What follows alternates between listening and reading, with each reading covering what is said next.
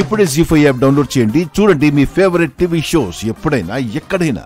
ఏ ఆశ, తీసుకున్న అప్పుకి ఈఎంఐ కడతావా లేదా పోలీసుల్ని పిలిపించి అరెస్ట్ చేయించమంటావా? ఆశ గురు, ఆ అమ్మాయి చెప్తుందంతా నిజమేంటి? ఓరి నాయనో, ఈ రాక్షస్ ఏంటి డైరెక్ట్ గా ఎలా ఇరికించేసింది? ఏంటండి మేమేంటి, మా రేంజ్ ఏంటి? వీళ్ళ దగ్గర 10 లక్షలు అప్పు తీసుకోవడం ఏంటి, తప్పించుకుని తిరగడం ఏంటి? ఈ పెళ్లి ఆపటానికి ఏదో ప్లాన్ చేసినట్టుంది. అందుకే ఈసారి ఈ రూట్లో వచ్చింది. అమ్మో, తల్లి కూతుళ్ళిద్దరూ నసుకుతున్నారంటే ఖచ్చితంగా మన బ్యాంక్ పాప చెప్పింది నిజమై ఉంటది. జాగ్రత్త పడాలి ఇప్పుడు. ఇదిగో మైథిలి పాప, చూడు, ఏమన్నా ఉంటే మీరు బయట చూసుకోండి. జరుగుతున్న కార్యక్రమాన్ని ఆపడం మంచిది కాదు. ఏంటి మావయ్య అలా అంటావు? పాపం తను బ్యాంక్ ఎంప్లాయ్, తన డ్యూటీ తను చేయడానికి వచ్చింది, దాంట్లో తప్పే ఉంది. ప్లీజ్ ఎవరూ మాట్లాడకండి. ఏ మైథిలి, నీకు లాస్ట్ అండ్ ఫైనల్ గా చెప్తున్నాను, ఇక్కడ శుభకార్యం జరుగుతుంది. దీన్ని డిస్టర్బ్ చేయకుండా మర్యాదగా బయటికెళ్ళు, లేదంటే దీని పర్యవసానం చాలా భయంకరంగా ఉంటుంది. నేను కూడా మీకు లాస్ట్ అండ్ ఫైనల్ గా చెప్తున్నాను, వీళ్ళు నాకు దొరికారు. వీళ్ళని వదిలిపెట్టే ప్రసక్తే లేదు. మర్యాదగా నా పని నన్ను చేసుకొనివ్వండి, లేదంటే నా డ్యూటీకి అడ్డొచ్చినందుకు, నేరస్తుల్ని కాపాడుతున్నందుకు మీ మీద కూడా యాక్షన్ తీసుకోవాల్సి వస్తుంది. ఎంత పొగరే నీకు! నా మీదే యాక్షన్ తీసుకుంటానంటావా? నిన్ను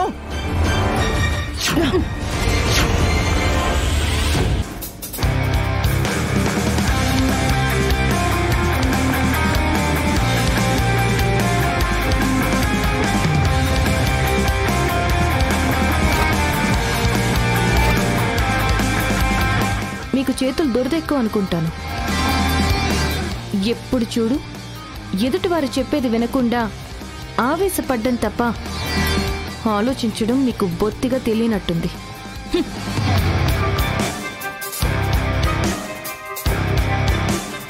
మీ అందరికీ రిక్వెస్ట్ చేసి చెప్తున్నాను, ఈ ఇంట్లో అడుగు పెట్టడానికి నాకు ఎటువంటి దురుద్దేశం లేదు. కేవలం నా డ్యూటీ చేయడానికి మాత్రమే వచ్చాను.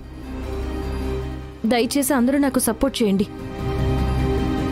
ఆశ, మర్యాదగా నాతో రా. ఆశ రాదు. ఎలా రాదో నేను చూస్తాను. మర్యాదగా వస్తారా, తల్లి కూతుల్ని ఈడ్చుకుని వెళ్ళమంటారా? ఎంత ధైర్యమే నీకు? నన్నే ఈడ్చుకుంటూ వెళ్తానంటావా? నీ మీద పరువు నష్టం దావా వేస్తాను. నీ ఉద్యోగం ఊడిపోయేలా చేస్తాను. ఏయ్, ముందు ఈఎంఐ కట్టు చాలు. పరువు నష్టం దావా వేస్తుందంట. పరువు నష్టం దావా. అసలు నీకు పరువు అంటూ ఉంటే కదా. పదా. ఏ మైథిలి, ఆగు.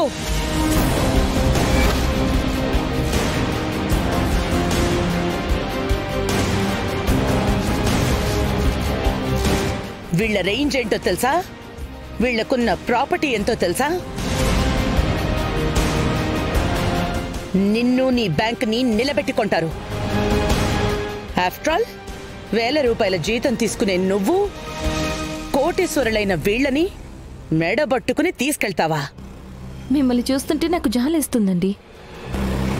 మీకేదో మంచి చేద్దామని నేనొస్తే నన్నే తప్పు పడుతున్నారా? నిజంగా మీరు చెప్పినట్టు వీళ్ళు కోటీశ్వరులే అయితే పెళ్లి మొత్తం వీళ్ళ ఖర్చులతోనే చేపించమనండి, చూద్దాం.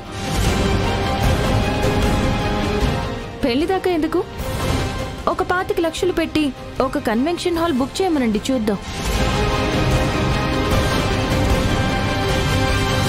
అప్పుడు ఒప్పుకుంటాను వీళ్ళు కోటీశ్వరులని. అమ్మ నా బ్యాంక్ పాప, బలి ఇరికించావే.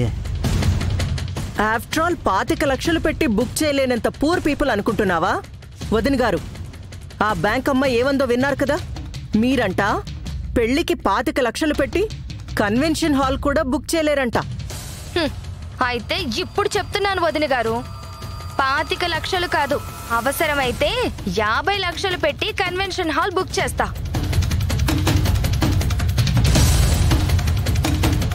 అప్పుడు నా కాళ్ళు పట్టుకుని క్షమాపణలు చెప్పిద్దాం. అప్పుడు తను చెప్పినవన్నీ అబద్ధాలని ఒప్పుకుంటుందా?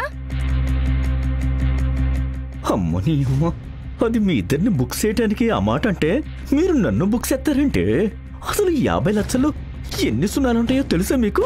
మిమ్మల్ని విన్నావుగా, నువ్వేమో 25 లక్షల కన్వెన్షన్ హాల్ అంటే మా వియ్యపురాలు 50 లక్షల కన్వెన్షన్ హాల్ బుక్ చేస్తాను అంటోంది.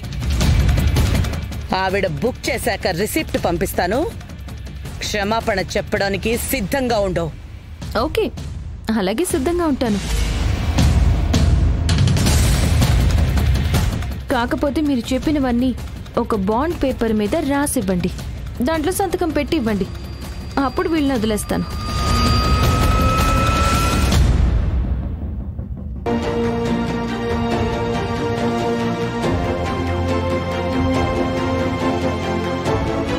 నాన్సెన్స్.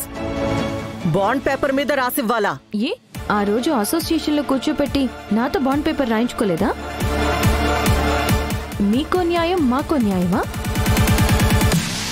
మీరలా బాండ్ పేపర్ మీద రాసిస్తేనే వీళ్ళని వదిలిపెడతాను, లేదా తీసుకుని వెళ్తాను. సిస్టరో, ఆ బాండ్ పేపర్ ఏదో రాసిచ్చేద్దారే, లేకపోతే ఆ పిల్ల అన్నంత పని చేసేలా ఉంది. ఓకే, అలాగే రాసిస్తాను. అనయ్య, అర్థమైంది సిస్టరో, ఇప్పుడే వస్తాను.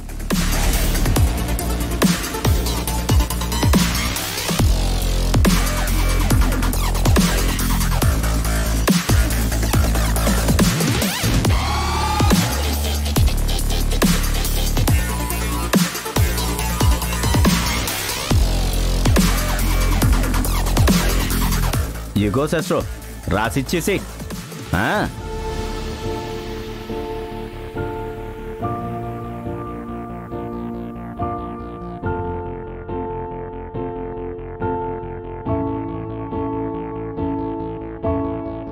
ఇదిగో, బాండ్ పేపర్ మీద ఏం రాసుకుంటావో రాసుకో. కానీ సరిగ్గా 15 రోజుల్లో ఫంక్షన్ హాల్ బుక్ చేసి ఆ రిసీట్ తెచ్చి నీ ముఖాన్న కొడతాను. అప్పుడు మాట్లాడతాను.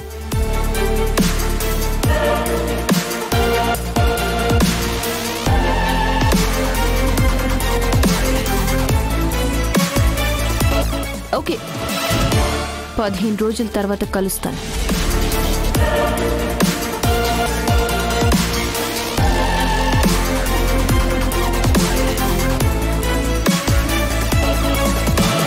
జీ5 యాప్ డౌన్లోడ్ చేసి అన్ని ఎపిసోడ్స్ పూర్తి ఉచితంగా చూడండి.